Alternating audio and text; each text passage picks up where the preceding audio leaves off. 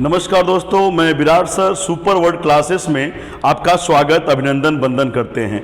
मित्रों, आज दुनिया का सबसे बड़ा त्यौहार हम पढ़ने आए हैं, जिसे कहा जाता है दुनिया का सबसे बड़ा पुरस्कार। दुनिया का सबसे बड़ा पुरस्कार हम पढ़ने के लिए आए हैं। तो दुनिया का मतलब विश्व का सबसे बड़ा पुरस्कार, जरा समझिएगा कि विश्व का सबसे बड़ा पुरस्कार, तो विश्व का सबसे बड़ा पुरस्कार पे हम बात करने आए हैं। अच्छा, इसको अगर सबसे बड़ा नहीं कह पाएंगे तो आप एक शब्द लगा सकते हैं, सर्वोच्च। तो विश्व का सर्वोच्च पुरस्कार कौन है? तो विश्व का सर्वोच्च पुरस्कार आप सभी लोगों को पता है कि विश्व का जो सर्वोच्च पुरस्कार है उसका नाम है नोबेल पुरस्कार। क्या नाम है? नोबेल पुरस्कार।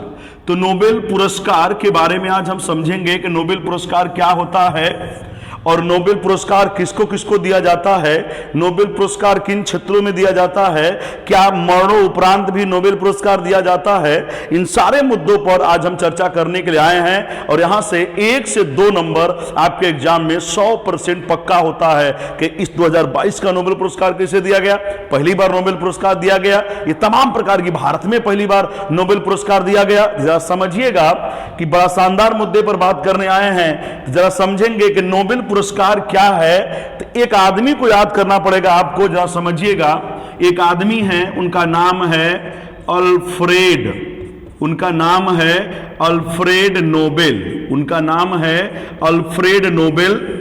और अल्फ्रेड नोबेल कहां के रहने वाले हैं? तो अल्फ्रेड नोबेल जो है स्वीडन के रहने वाले हैं, स्वीडन के रहने वाले हैं। और इनका जो जन्म हुआ था वह जन्म हुआ था 21 अक्टूबर 1833 को। तो अल्फ्रेड नोबेल का जो जन्म हुआ था वह 21 अक्टूबर, जरा समझिएगा, 21 अक्टूबर 1833 को अल्फ्रेड नोबेल का जन्म हुआ था। और कहा गया कि अल्फ्रेड नोबेल का जन्म किस देश में हुआ है? तो स्वीडन देश में हुआ है। और एक बात और बड़ा शानदार है कि अल्फ्रेड नोबेल कौन थे?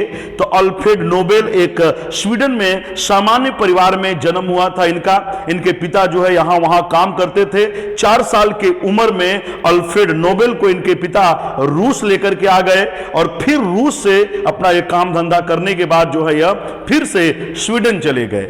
तो कहा गया कि 21 अक्टूबर 1833 को अल्फ्रेड नोबेल का जन्म हुआ। लेकिन अल्फ्रेड नोबेल कभी भी, याद रखिएगा, अल्फ्रेड नोबेल अपने जीवन में इतना बड़ा संघर्ष का दौर था कि कभी भी शादी विवाह नहीं किए। जरा समझिएगा कि अल्फ्रेड नोबेल का शादी नहीं हुआ था, शादी या विवाह नहीं हुआ।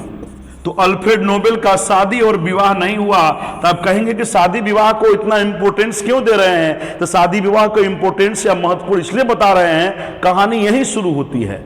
अल्फ्रेड नोबेल साहब अपने जीवन में इतना काम किए, इतना पैसा कमाए, कहा जाता है कि सामान्य परिवार का बंदा एक बड़े लेवल पे चला गया। और ध्यान देंगे, अगर आपको थोड़ा सा भी पता होगा तो डायनामाइट का भी नाम आप सुने होंगे, डायनामाइट। तो डायनामाइट का अगर आप नाम सुने होंगे बेटा, तो डायनामाइट का भी खोज करने वाले अगर कोई थे तो अल्फ्रेड नोबेल साहब थे, डायनामाइट का खोज करने वाले। और इसका खोज इन्होंने 1895 ईस्वी में किया था। जरा बात को समझिएगा। तो अल्फ्रेड नोबेल 1895 में डायनामाइट का खोज किए थे। इसलिए कभी भी क्वेश्चन पूछेगा कि डायनामाइट का खोज करने वाला व्यक्ति कौन? Alfred Nobel. अल्फ्रेड नोबेल अपने जीवन में जब ध्यान देंगे तरक्की करने लगे और शादी विवाह नहीं किए, तो कहा जाता है कि जब इनका तबीयत खराब होने लगा, इनकी उम्र हो गई, तो इनके दिमाग में आया कि मैं ऐसा क्या करूं जो दुनिया के लिए बड़ा महत्वपूर्ण हो जाए। तो अल्फ्रेड नोबेल अपना वसीयत बनवाए थे। डायनामाइट के बाद उसी समय वसीयत बनवाए थे 1895 में ही। तो अल्फ्रेड नोबेल 1895 ईस्वी में ही अपना वसीयत बनवाए थे, वसीयत। और वसीयत में इन्होंने यह लिखवाया था कि मेरी जितनी भी कमाई है वह एक ट्रस्ट को दे दिया जाए, मेरी जितनी भी कमाई है एक ट्रस्ट को दे दिया जाए, और वो ट्रस्ट से जो मेरे कमाई का ब्याज आएगा, या समझिएगा मेरे कमाई का जो ब्याज आएगा, उसी ब्याज के पैसे से विश्व में जितने ऐसे लोग हैं जो मानव के लिए काम कर रहे हैं, मानव हित के लिए काम कर रहे हैं, मानव कल्याण के लिए काम कर रहे हैं, वो मेरे पैसे से उनको पुरस्कृत किया जाए, ऐसा व्यवस्था इन्होंने अपने वसीयतनामे में लिख दिया। 1800 ध्यान देंगे बेटा कि 10 दिसंबर का डेट याद रखिएगा कि 10 दिसंबर 1896 ईस्वी में, जरा समझिएगा कि 10 दिसंबर 1896 ईस्वी में अल्फ्रेड नोबेल की मृत्यु हो गई। जरा समझिएगा कि 10 दिसंबर 1896 ईस्वी में अल्फ्रेड नोबेल की मृत्यु हो गई, और कहा गया कि इनके वसीयत को जब पढ़ा गया तो पढ़ने के बाद कहा गया कि ऐसा करते हैं, एक फाउंडेशन बनाते हैं जो नोबेल पुरस्कार विश्व में उन सभी लोगों को देगा जो कल्याण कर रहे हैं, मानव हित का उत्थान कर रहे हैं, उनको दिया जाएगा। तो कहा गया बेटा इनके याद में एक फाउंडेशन बनाया गया, और वो फाउंडेशन का नाम था नोबेल फाउंडेशन। उसका नाम था नोबेल फाउंडेशन, उसका नाम था नोबेल फाउंडेशन। और नोबेल फाउंडेशन की जो शुरुआत की गई बेटा, वो की गई थी 29 जून 1900 ईस्वी में नोबेल फाउंडेशन की शुरुआत की गई। और यही नोबेल फाउंडेशन में 5 लोग मिलकर के तय करेंगे कि विश्व में वो कौन कौन से व्यक्ति हैं जिन्हें नोबेल पुरस्कार दिया जाना चाहिए। तो जरा समझिएगा कि मैं मिटाने जा रहा हूं, तो एक बार आप फिर से सुन लेंगे कि विश्व का सबसे बड़ा पुरस्कार या विश्व का सर्वोच्च पुरस्कार के नाम पर एक पुरस्कार का नाम आता है, जिस पुरस्कार का नाम है नोबेल पुरस्कार। और नोबेल पुरस्कार का मतलब क्या है तो कह देंगे अल्फ्रेड नोबेल नाम का एक व्यक्ति स्वीडन में 21 अक्टूबर 1833 को पैदा हुआ था, लेकिन यह एक सामान्य परिवार का था। अपने पिता के साथ जो है यहां वहां काम धंधा करते करते यह व्यक्ति जो है जो अपने आप को लेवल पर लेकर के आया, तो कहा गया कि इनको भूल गए थे, इनको शादी विवाह भी करना है, तो शादी विवाह नहीं किए। और अंतिम अवस्था में जब यह डायनामाइट का खोज किए थे, उस समय थोड़ा ये बीमार चलने लग गए थे, तो उन्होंने अपना वसीयत बनवाया, और वसीयत में एक बात कहा। वो बात कौन सी थी? उन्होंने कहा कि मेरे जितनी भी संपत्ति है किसी बैंक में जमा कर दिया जाए, और ट्रस्ट के माध्यम से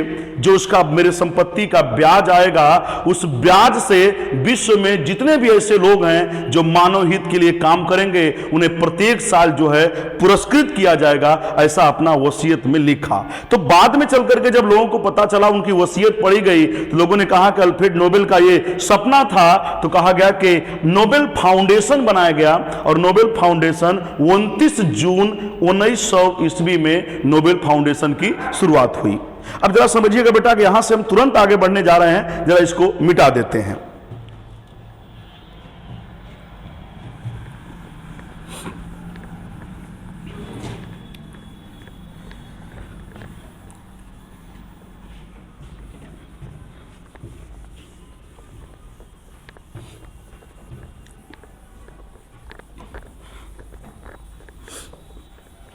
अब यहां से महत्वपूर्ण क्वेश्चन क्या पूछ सकता है, जरा समझिएगा कि विश्व का सबसे बड़ा पुरस्कार कौन सा? तो विश्व का सबसे बड़ा पुरस्कार है नोबेल पुरस्कार। नोबेल पुरस्कार किसके याद में दिया जाता है?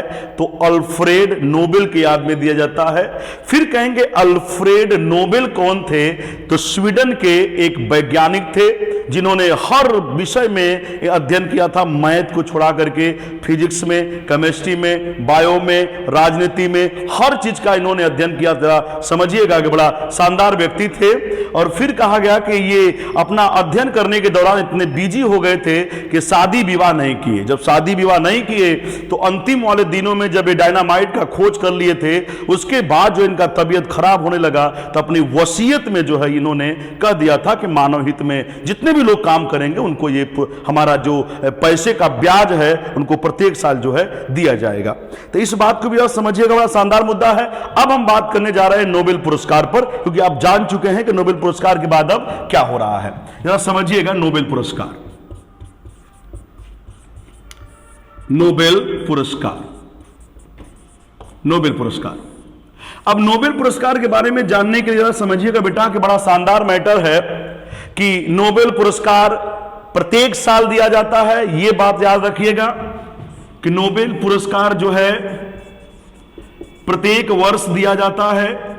इसको याद रखिएगा कि नोबेल पुरस्कार प्रत्येक वर्ष दिया जाता है, प्रत्येक वर्ष दिया जाता है। दूसरी बात समझिएगा कि नोबेल पुरस्कार किस महीने में नाम का अनाउंसमेंट होता है या घोषणा होती है। जरा समझिएगा कि अक्टूबर के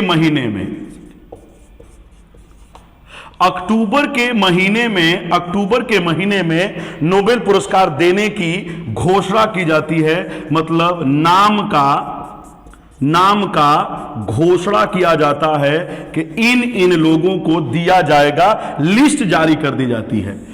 उसके बाद नोबेल पुरस्कार जो है समझिएगा बेटा कि नोबेल पुरस्कार कब दिया जाता है। तो एक क्वेश्चन बनेगा कि 10 दिसंबर को, जिस दिन इनकी मृत्यु हुई थी, उसी उनके पुण्यतिथि के याद में 10 दिसंबर को नोबेल पुरस्कार दिया जाता है। आगे जरा समझेंगे सबसे इंपॉर्टेंट क्वेश्चन कि नोबेल पुरस्कार जो है कहां पर दिया जाता है। तो स्वीडन का शहर है जिसका नाम है स्टॉकहोम।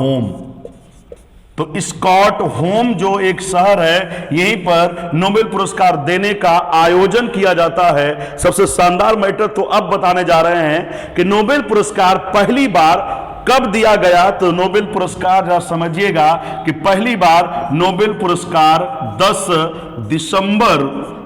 दिसंबर 1901 को दिया गया।